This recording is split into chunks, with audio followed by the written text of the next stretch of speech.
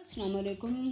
حضرت یوسف علیہ السلام اور زلیخا کا واقعہ بیان کریں گے۔ سورہ یوسف آیت نمبر 51۔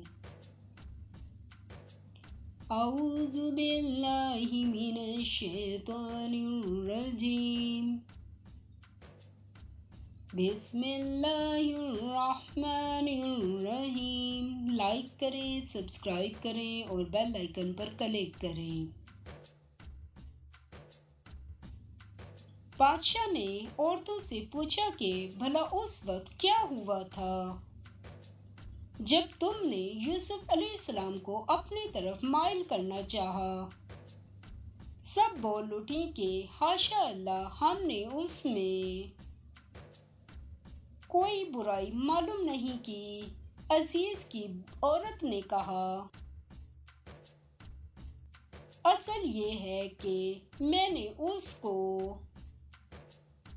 اپنی طرف مائل کرنا چاہا تھا اور وہ بے شک سچا ہے۔ سورہ یوسف آیت نمبر 52۔